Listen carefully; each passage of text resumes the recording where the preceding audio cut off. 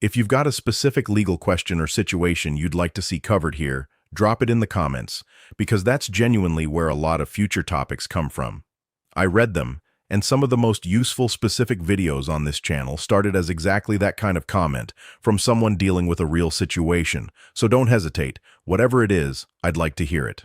All right, let's keep moving. There's a knock at your door. Not a text saying someone's outside, not a doorbell followed by a neighbor's voice you'd recognize, not the soft tap of a delivery driver already halfway back to the truck. A knock. Firm, measured, evenly spaced in the way that somehow communicates something before a single word has been said. And when you get to the peephole and look through it, you see a uniform, maybe two. And in that exact moment, before you've touched the handle, before you've decided whether to move toward the door at all, your brain starts making decisions at a speed that your actual knowledge of your rights often can't keep up with. And that's the problem. Not carelessness, not bad intentions. Simply the fact that nobody ever sat most people down and walked them, carefully and completely, through what that front door actually means in legal terms and what a knock on the other side of it actually obligates you to do. Here is what I want you to walk away from this video knowing so thoroughly that it's already there, steady and available, the next time that knock comes. Your home is the single most legally protected space in your entire life. More protected than your car, more protected than your workplace, more protected than the sidewalk in front of your house, or the parking lot where you leave your vehicle, or almost any other place you're likely to be on any given day. And the moment you open that door, significant portions of that protection can begin slipping away quietly, one small moment at a time, often before you've even registered that it was happening. The decisions made in the first 30 seconds of this specific kind of encounter shape almost everything that follows, and most people have never once thought through what those decisions actually are before they're standing there making them in real time. Before we go any further, if knowing your rights clearly, specifically, and in plain language is something you actually want, hit subscribe right now, because that's the entire reason this channel exists. We take real situations, real legal principles, and we walk through them in a way that leaves you with something concrete, instead of just vague anxiety about what you'd do if it ever happened to you. One more note before we get into it. What you're about to hear is legal education and commentary, not legal advice for your specific situation. Some details do shift from state to state, and if you're dealing with something real and active, an actual attorney in your jurisdiction is who you need. But the core principles we're covering today hold up across almost all of this country, and understanding them is what transforms a high-pressure doorstep moment from something improvised and uncertain into something calm and clear. Let's start at the very foundation, because everything else in this video sits on top of one central legal fact, and if you don't understand that fact clearly, the specific rules and phrases and scenarios that come later won't quite connect the way they should. The Fourth Amendment to the United States Constitution protects against unreasonable searches and seizures. You've probably heard that. Most people have at least a passing familiarity with the phrase. But what's less commonly understood is that the Fourth Amendment doesn't apply equally everywhere. I want to talk for a second about why I think content like this actually matters, beyond just being interesting to talk about. There's a real meaningful gap between people who have easy access to legal knowledge, whether through education, profession, or family background, and people who don't, and that gap has real consequences in real situations. It's not fair, and it's not something any individual video is going to fully fix, but I do think there's genuine value in narrowing that gap even a little, one plain language explanation at a time, for anyone willing to spend a few minutes actually learning something instead of relying on guesswork or half-remembered fragments picked up secondhand. That's the actual mission behind this, as unglamorous as that sounds, not to turn anyone into a lawyer, but to close the specific, practical gaps that leave ordinary people at a disadvantage in moments that matter. All right, let's keep working on exactly that with today's topic. It applies more strongly in some places than in others, and courts have consistently recognized, through decision after decision spanning more than a century, that your home is where that protection reaches its absolute peak. The Supreme Court has said it plainly and repeatedly in various forms. At the very core of the Fourth Amendment stands the right of a person to retreat into their own home and there be free from unreasonable governmental intrusion. This isn't a technicality. It isn't a loophole. It is the central, intentional design of how this protection was built. The framers of this country had lived through a world where colonial officials could enter homes at will, demand answers, search through belongings without any particular justification, and they built a specific, deliberate wall against exactly that kind of intrusion. That wall still stands today. It stands whether you rent or own. It stands whether it's a house or an apartment or a room in a shared living situation. It stands whether the officers outside arrive in marked vehicles with lights or in plain clothes in an unmarked car at 10 in the morning. It belongs to you, and it is the entire legal foundation underneath every scenario we're about to walk through. So let's get into the first thing that matters, the thing that sits right at the beginning of this entire sequence before a single word has been exchanged, and it's this: you are not required to open your door for police. That sentence sounds bold, stated that plainly. I understand that, because it runs against an assumption that's deeply embedded in how most people think about this situation. The assumption is that a knock from law enforcement creates a duty to engage. That refusing or simply not opening the door is itself suspicious, or rude, or legally problematic in some way. It isn't. There is no general legal obligation that turns a knock on your door into something you're required to respond to. The same way a ringing phone doesn't obligate you to answer it, a hand on your front door doesn't obligate you to open it. You can look through the peephole, confirm who's there, and simply not open the door, and that decision is not illegal, is not obstruction of any kind, and is not evidence of anything at all. Courts have recognized explicitly that refusing to open your door or speak with officers during a voluntary encounter cannot be used as evidence against you, because the alternative would be a rule that effectively penalizes the exercise of a constitutional right, and that's not how rights work. Now, there's an important exception woven through that general rule, and I want to walk through it carefully, because this is where a lot of the real complexity in this topic lives, and where a lot of people get confused. If officers arrive with a valid warrant, whether a search warrant or an arrest warrant, the situation changes in specific ways. I'll walk through carefully in just a moment. But if they're there without one, simply knocking and hoping the door opens, what you're being invited into is something the legal world sometimes calls a knock and talk. It's a voluntary encounter from your side. Voluntary. That word is doing real work here, because voluntary means the decision about how much you participate belongs to you, not to the person knocking. Let's walk through the sequence step by step, because the order in which you do things in the first moments of this encounter matters more than most people realize. The first thing you do when you hear that knock is not rush to the door. Take a breath, walk over calmly, look through the peephole or a side window if you have one. Gather some basic information before you make any decisions at all. How many people are there? Are they in uniform or plain clothes? Is there a vehicle visible? This isn't about being paranoid. It's about the same basic information gathering instinct you'd apply before any unexpected visit, translated into a context where the stakes can be meaningfully higher. The second thing you should understand before you do anything else is that you do not have to open the door in order to communicate. You can speak through a closed door. You can crack a window if one is nearby. You can conduct this entire conversation from inside, without ever turning the handle, and that is not rude, it is not obstructive, and it is actually the position that preserves the most legal protection for you throughout the entire encounter. Why? Because the interior of your home, behind that door, carries the strongest protection available. Once you step outside, even just onto your own porch, you move into a legally different space, one that courts have treated less like the protected interior of a home and more like an outdoor public area. We'll come back to this distinction in detail because it's genuinely important. For now, the principle is simple. Stay inside. Speak through the door. Keep it closed unless you make a deliberate and informed decision to do otherwise. The third thing, and this is the single most important action of the entire encounter, is the first question you ask. Before you ask what they want, before you ask who sent them, before you try to figure out what this is about, the first question, said calmly, through the door if you're still inside, is, do you have a warrant? That question does more work in 4 words than almost anything else you could say in this situation, because the answer to it determines which of 2 fundamentally different sets of rules applies to everything that happens next.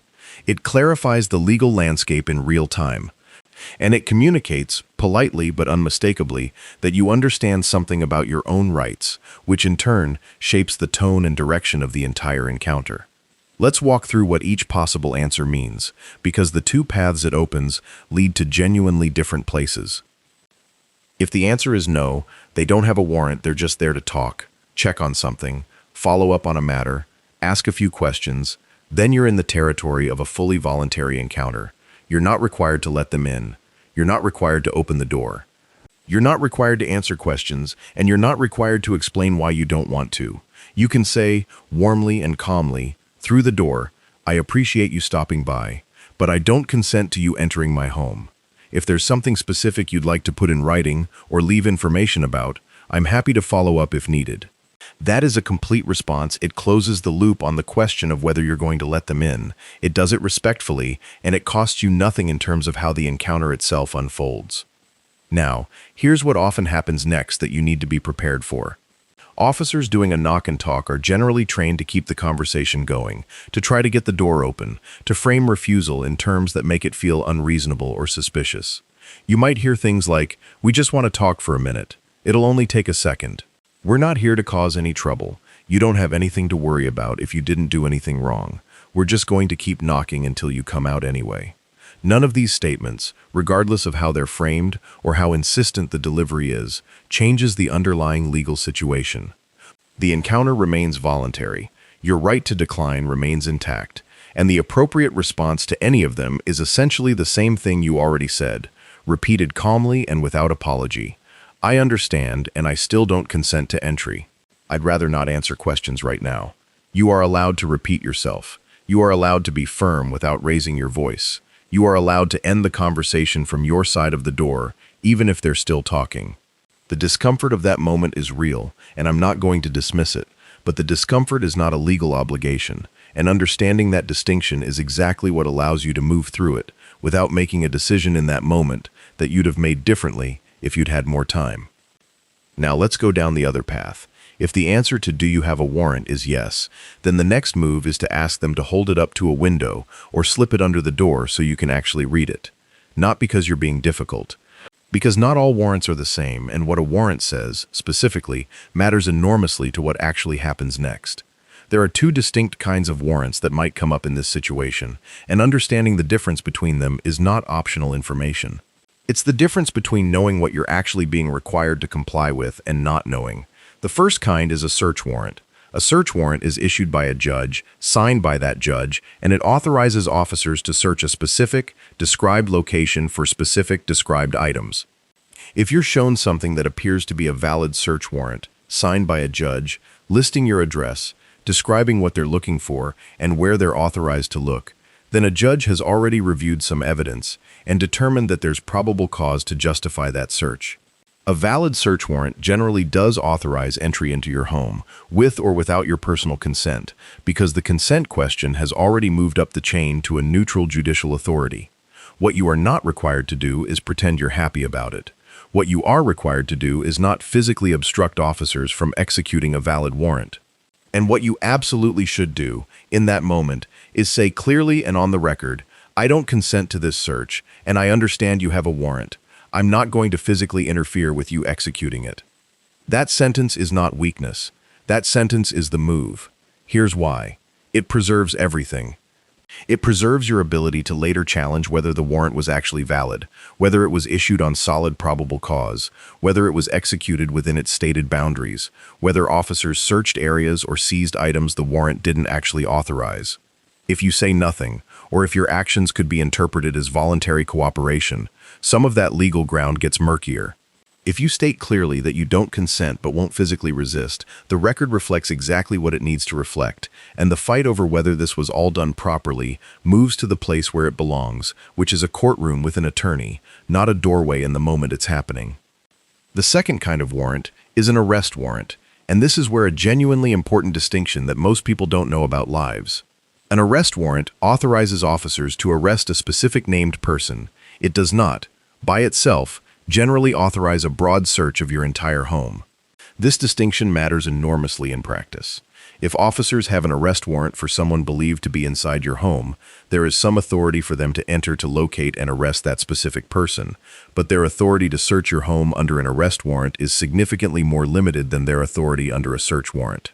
An arrest warrant for someone else does not give officers permission to open your closets, rifle through your drawers, examine your belongings, or look through spaces unrelated to finding the named individual.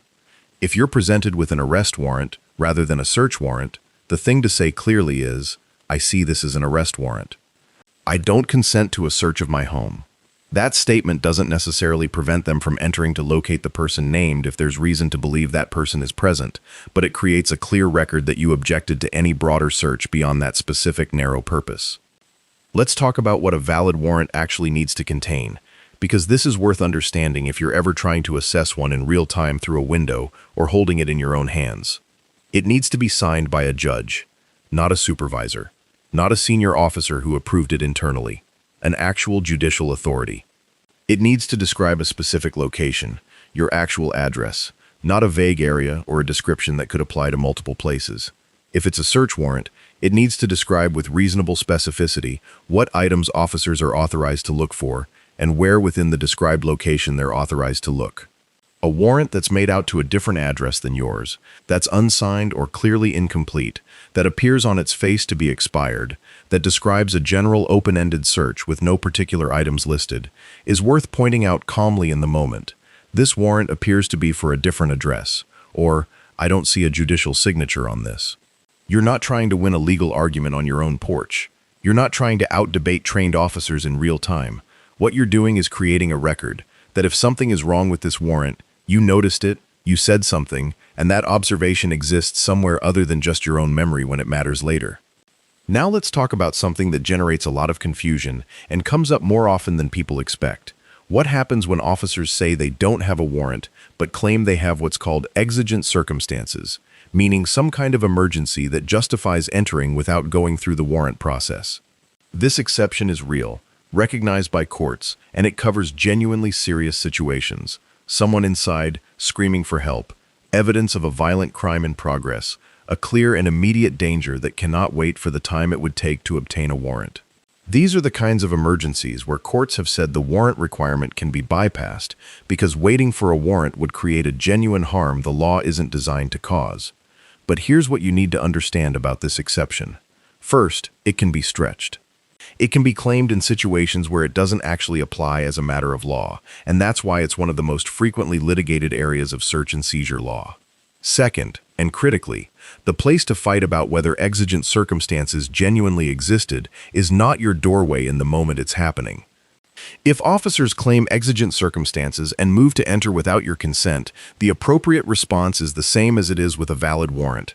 State clearly that you don't consent, don't physically interfere, and save the question of whether any of this was actually justified for exactly the setting designed to examine that question carefully. Which is a courtroom, with an attorney, with the benefit of time, evidence, and a neutral decision-maker who isn't standing on your porch. The fight about whether the emergency was real, whether the intrusion was justified, whether the exception was appropriately applied, is a fight you win or lose in front of a judge, not in the moment it's happening, and trying to have it on your doorstep helps essentially nobody. Let's talk in more detail about the porch question, because the boundary between your porch and the interior of your home is genuinely important, and it's something most people have never thought about carefully. In legal terms, when you step outside your home onto your porch, even a porch that's clearly part of your property, you're moving into a space that courts have treated differently than the interior of the home itself. The porch generally falls within what's called the curtilage, the area immediately surrounding a home that carries some elevated privacy protection, but that protection doesn't quite match what exists on the other side of the door.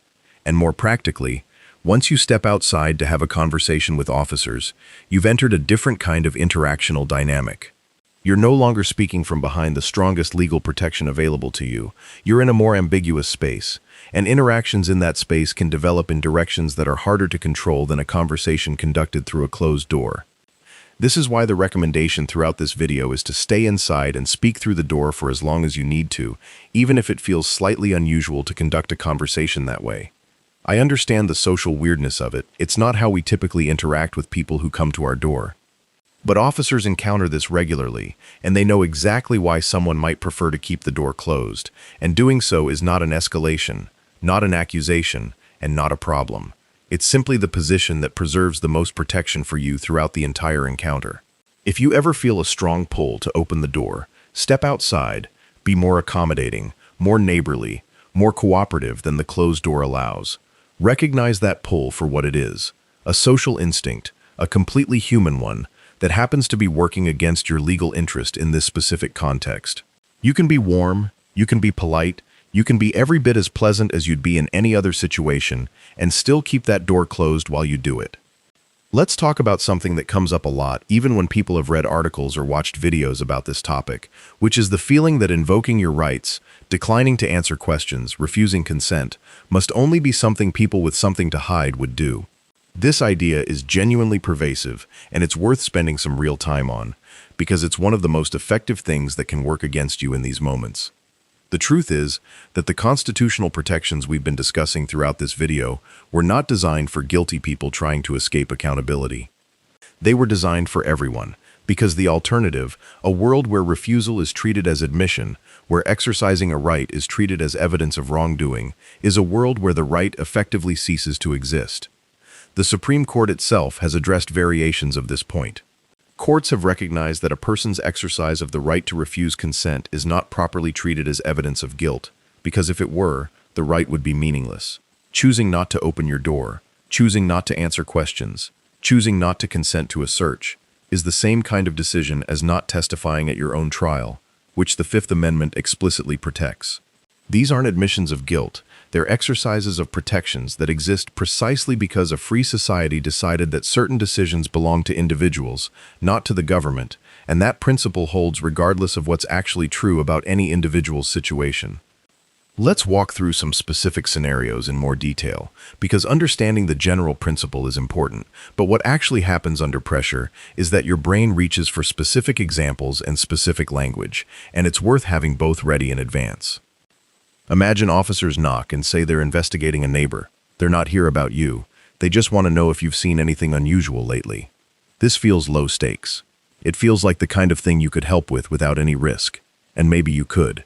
But understand what you're being asked to do, which is provide information in an unstructured interview with no attorney present, in a context where you don't have full information about what's being investigated or how your responses might connect to anything else. The completely appropriate response is, I appreciate you stopping by, but I'd rather not answer questions right now. If there's something specific you need from me, you're welcome to put it in writing, and I'll review it with my attorney. That's not suspicious. That's not unhelpful. That's simply the decision of someone who understands that unstructured police interviews, even friendly ones, about matters that seem to have nothing to do with you, don't always stay as simple as they seem at the beginning. Imagine officers knock, and they're clearly there specifically about something connected to you. Maybe they mention your name, or a vehicle registered to you, or something that happened at a location you're connected to. The temperature of the encounter goes up. The instinct to explain, to clarify, to set the record straight immediately is powerful. Resist it. What you actually know about the situation, how clearly you could explain it, how innocent your role in it was, none of that is helped by an unrecorded doorstep conversation without legal guidance. The right response is still, I'd rather not discuss this without speaking to an attorney first. I'm not trying to be difficult, and I understand you may want to follow up, but I'm not in a position to have this conversation right now. Imagine officers knock, and when you ask if they have a warrant, they say something like, if you don't let us in, we're going to come back with one. Or, we can make this easy, or we can make it hard. Or, most people would just let us in if they had nothing to worry about. These are pressure tactics. They're designed to introduce the feeling that refusal itself is making things worse for you. And sometimes what they're saying is genuinely true. They might come back with a warrant if they believe they have grounds to get one. But here's the thing. That's actually a healthy outcome. The warrant process exists specifically to put a neutral judicial authority between you and an officer who wants to search your home. If they can get a warrant, a judge will have reviewed that and decided probable cause exists. If they can't, your refusal worked exactly as intended. Either way, saying if you're able to obtain a warrant, I understand that's your option, and I still don't consent to entry without one, is the complete and correct response, regardless of how it's framed by whoever's doing the knocking. Let's talk about the scenario where you called police yourself for an emergency or a concern that had nothing to do with you being in any kind of trouble, and the conversation unexpectedly shifts to something that feels like it's now about you. This is a version of this situation that catches people genuinely off guard because they came to the interaction as the person seeking help, and the shift to something else can happen gradually enough that it's hard to identify the exact moment it occurred. The same principles apply even in this context. You can withdraw consent for officers to remain in your home if they entered with your permission in the first place. You can decline to continue answering questions, even in the middle of an ongoing conversation. I'd like to stop answering questions for now, and I'd prefer to speak with an attorney before we go further, is something you are allowed to say at any point, including points that feel socially awkward because of how the conversation started. The fact that you invited someone in doesn't create an unlimited, ongoing license to stay and question you. Let's talk about shared living situations, because this adds genuine complexity worth understanding in advance. If you live with a roommate, a partner, a family member, anyone who has common authority over shared spaces in your home, that person generally can consent to police entering and searching shared areas, even if you personally object to it, with some limitations.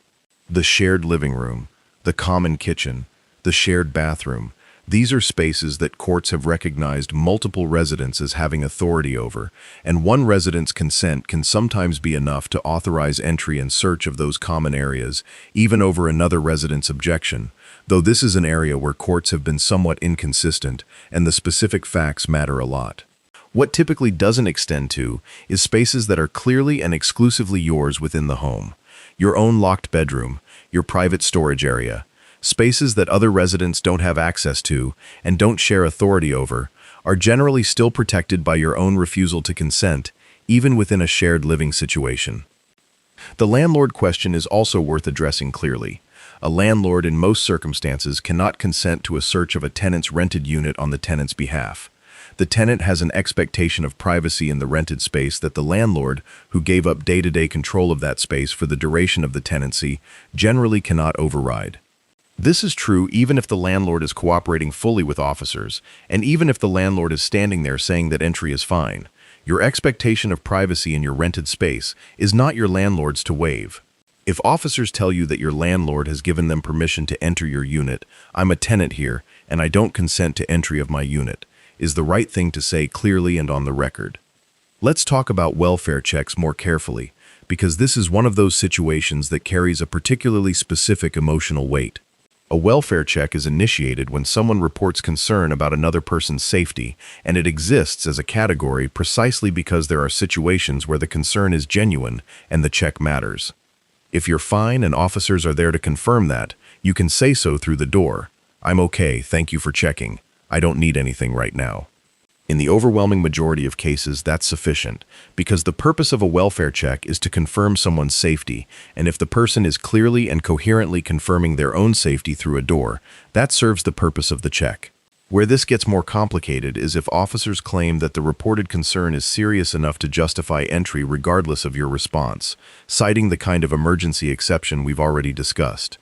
At that point, the same framework applies. You state clearly that you don't consent, you don't physically obstruct, and you preserve the question of whether the exception was legitimately applied for the appropriate setting. "I appreciate you checking on me, I'm safe, and I don't consent to entry," said clearly and calmly, is the right sentence. And it matters even if the encounter doesn't resolve the way you'd prefer in that moment, because it creates a record of your position that exists independently of anyone's later account of what happened. Let's talk about the category of visits from Child Protective Services, because this is one where the emotional pressure is particularly intense, and where the instinct to cooperate immediately, out of fear of how refusal might appear, runs stronger than almost anywhere else. If someone from a child welfare agency arrives at your door, the relevant legal framework varies meaningfully more by state than most of what we've covered, which is why I want to flag specifically that this is an area where knowing your specific state's rules in advance is genuinely important, rather than assuming the general national framework covers it. What holds across most places is that without a court order, the basic consent framework still applies. You're not generally required to let investigators in or allow interviews with your children without your presence. And asking, "Do you have a court order authorizing this visit?" is a completely appropriate first question. What you can say in this situation that threads the needle between cooperation and appropriate self-protection is something like, "I want to cooperate fully with any genuine concern, and I'd like to understand specifically what's been reported and what's being requested."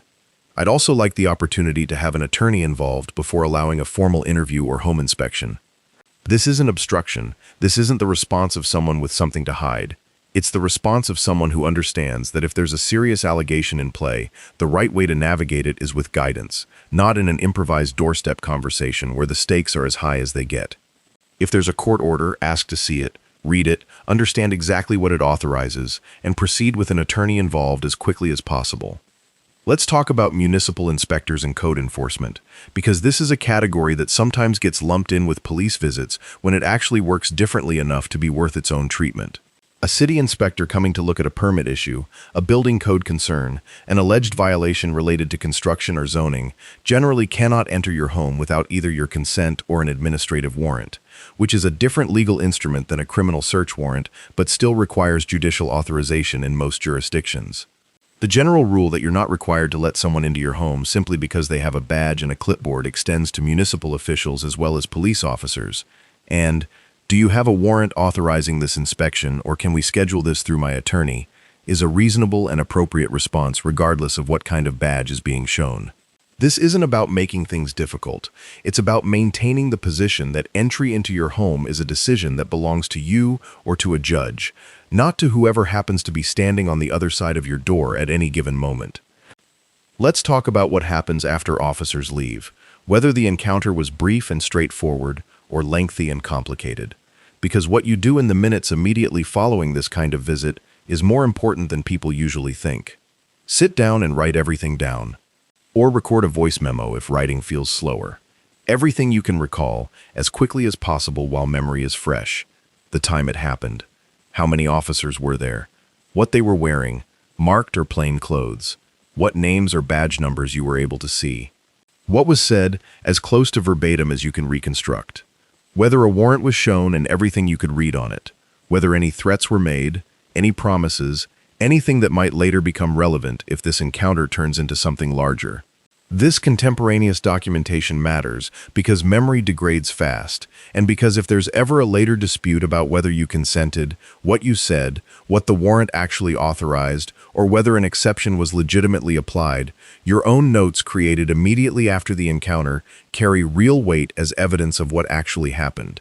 This is also true if you have a doorbell camera or any other recording device that captured the encounter automatically. That footage is genuinely valuable, and it's worth knowing how to preserve it before anything about the situation might put it at risk. Let's talk about something that deserves its own careful attention, which is the version of this situation where you already made a mistake. Maybe you opened the door before you thought it through. Maybe you answered some questions before you knew you didn't have to. Maybe you let someone in before you thought to ask whether there was a warrant. If you're watching this video and you're thinking about a situation that already happened and feeling like you got it wrong, here's the most important thing. Don't panic, and don't try to walk anything back or explain it differently in the moment. Attempting to retract statements or reframe what happened while the encounter is still ongoing rarely helps and often creates additional confusion that makes things more difficult. What you can do, even in the middle of an encounter that's already partially unfolded, is simply change course from that point forward. I'd like to stop answering questions from this point. I don't consent to anything further beyond this. And when, that sentence doesn't erase what's already happened, but it stops the situation from continuing to develop in a direction you don't want, and it creates a clear dividing line for any attorney who later needs to examine exactly what happened and when, and whether any of it is legally problematic. The encounter that already started imperfectly is not beyond help. It just needs you to recognize the moment and change course, rather than continuing down the same path because it feels too late to stop. Let's talk about a scenario that doesn't get enough attention, which is what happens if you're not home when officers arrive and someone else is there. A family member, a partner, a roommate, a babysitter, a friend who was looking after the place. That person is standing at your door in your absence, and they don't have the benefit of having thought through any of this in advance. The instinct to be helpful and cooperative in the face of a uniformed officer asking questions doesn't disappear just because the home isn't technically that person's. In fact, in some ways, the pressure can be greater because they don't have the personal stake in the situation that you would have, and they might feel freer to say yes to things they'd have no particular reason to say no to. This is worth a real conversation, held calmly and in advance, with anyone who might reasonably end up answering your door in your absence. Walk them through the same basic framework we've covered here. You don't have to open the door. Ask if there's a warrant. Don't consent to entry without one. Don't answer substantive questions about anything without you or an attorney present. These aren't complicated instructions, but they need to be given in advance, because the moment the knock comes is not the moment to be learning them for the first time.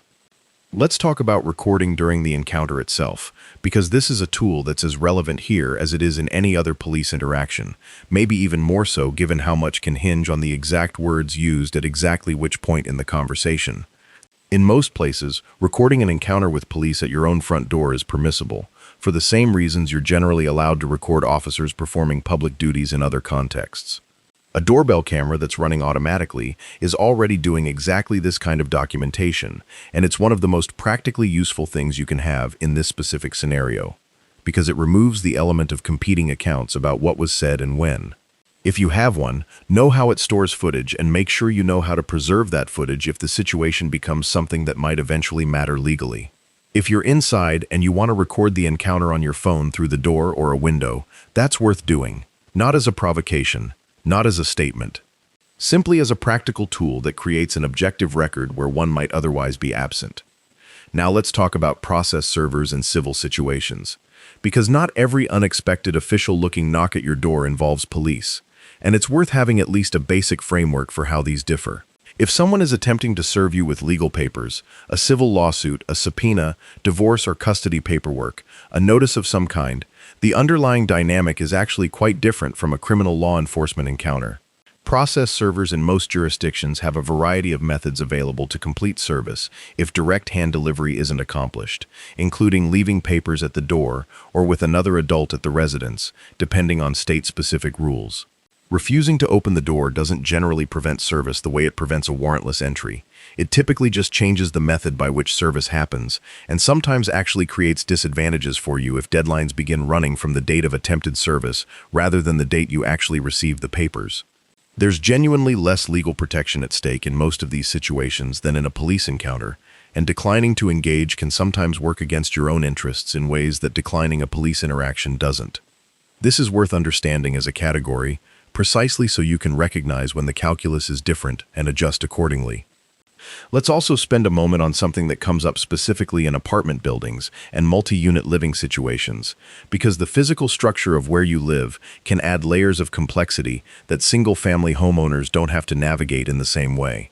If you live in an apartment building with a shared lobby, shared hallways, shared elevators, those common areas carry a lower expectation of privacy than your actual unit, and officers walking through them to reach your door is not the same thing as officers entering your home. You don't generally have grounds to object to their presence in shared common areas of the building, even though you absolutely retain all the same rights regarding entry into your actual unit once they arrive at your door. The line is your door. Everything on the other side of it, the shared hallways and lobbies, is in a different legal category. Everything inside it is yours, protected at the highest level the law provides. Let's talk about what good self-protective behavior in these situations is actually communicating, because I think there's sometimes a background assumption that all of this, the closed door, the warrant question, the declined consent, is inherently adversarial. Like you're setting yourself up against officers as opponents. That's not what's happening. What you're doing is maintaining the appropriate legal structure for how these interactions are supposed to work under a constitution that was built specifically to put boundaries around governmental authority to enter private homes. Officers who understand the legal framework, which many do, are not particularly surprised or offended when someone handles a knock and talk appropriately. They know what the rules are. The whole process of a knock and talk is premised on the understanding that the person inside can decline, and the encounter is designed to be voluntary on both sides. You're not being difficult when you decline. You're participating in exactly the process as it was designed to work. Let's bring the practical language back together one more time, because this is the part I want to stick with you most concretely when this video is over. The actual sentences for the actual situations. When officers knock and you ask if there's a warrant, and they say no, I appreciate you coming by. I don't consent to you entering my home, and I'd rather not answer questions right now. If you need to reach me for something formal, feel free to leave a card and I'll follow up through an attorney. When they say they just have a few quick questions, I'd rather not answer questions without speaking to an attorney first. I'm not trying to be difficult. and I do appreciate you stopping by. When they say refusing looks suspicious, I understand how that might seem, and I still don't consent to entry or to answering questions right now. That's a decision I'm allowed to make, and I'm making it. When they say they'll get a warrant if you don't cooperate, that's completely your option to pursue, and I still don't consent to entry without one. When they show you a warrant and it appears to be a valid search warrant for your address, I don't consent to this search, and I understand you have a warrant and I won't physically interfere with you executing it. When they show something that looks like an arrest warrant rather than a search warrant, I see this as an arrest warrant. I don't consent to a search of my home beyond what's necessary to locate the named person. When they claim an emergency justifies entry without a warrant, I don't consent to entry. I understand you may believe there's an emergency, and I'm not going to physically obstruct you. I am noting clearly that I don't consent. When the conversation is over and they're leaving, write everything down, immediately, before you do anything else. Let's close by coming back to something that sits underneath all of the specific rules and phrases and scenarios we've covered, because the practical information matters, but so does the emotional reality of the situation it applies to. Your home is not just a legal category. It is the place you're supposed to be completely free from the pressures that exist in the rest of your life. An unexpected knock from law enforcement disrupts that feeling in a way that's genuinely unsettling, and that disruption doesn't only happen to people who have something to worry about. It happens to anyone at any time for any number of reasons, some of which have nothing to do with you at all. The entire point of the preparation we've done in this video is to make sure that if that moment ever comes, you're not standing there alone and improvising. You're standing there with something that's already in your presence. All right, that's where we'll leave it for today.